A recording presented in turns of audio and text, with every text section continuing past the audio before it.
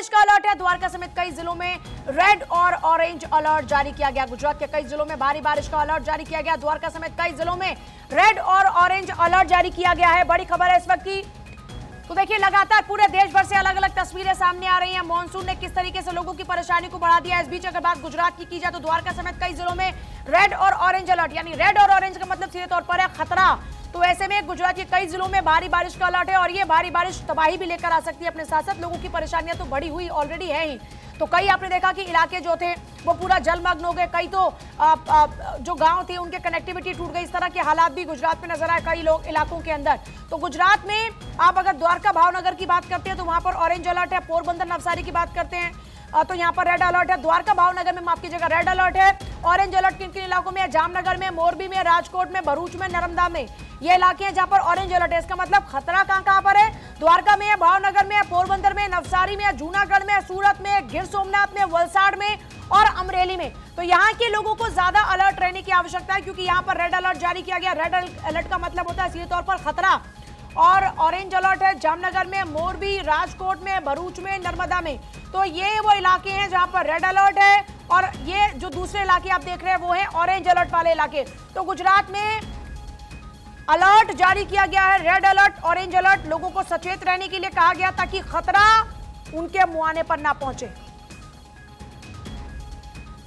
और मुंबई के कई इलाकों में आज बारिश का ऑरेंज अलर्ट है। मुंबई में 24 घंटे में 2 बार हाई टाइड का अलर्ट जारी किया गया है। तो आप चाहे गुजरात की बात करें, चाहे आप महाराष्ट्र की बात करें, चाहे आप यूपी की बात करें, चाहे आप यूके की बात करें, चाहे आप हिमाचल की बात करें, चाहे आप नॉर्थ ईस्ट के कई इलाकों की बात करें, तो खास तौर पर ये वो इलाके हैं जो बारिश से प्रभावित हो चुके हैं। एक तस्वीर इस वक्त आप देख रहे हैं जब रास्ते में बस फंस जाती है। फिर एक तस्वीर आपने वो देखी जब मोनोरेल फंस जाती है और किस तरीके से ट्रेन के जरिए लोगों का वहां से रेस्क्यू किया जाता है। तो ये अलग अलग तस्वीरें सामने आ रही हैं। आमतौर पर ये काफी बड़ी परेशानी होती है जब चारों तरफ जल भराव हो जाता है। तो जल जमाव की समस्या में बहुत मुश्किलें होती हैं गाड़ी चलाने में। रोड्स ब्लॉक हो जाते हैं, कई दफा गाड़ियां बहती तक नजर आती हैं। इस तरह का भी हमने पूरा मंजर देखा है। तो ये खतरनाक तस्वीरें हैं। इसीलिए लोगों से कहा जाता है कि अगर जरूरत नहीं है तो घरों से बाहर ना निकले। लेकिन उत्तराखंड में तो जो लोग घर पर थे उन लोगों की जान पर आफत आ गई क्योंकि वहां पर बादल फटा और उस कारण से तबाही मची।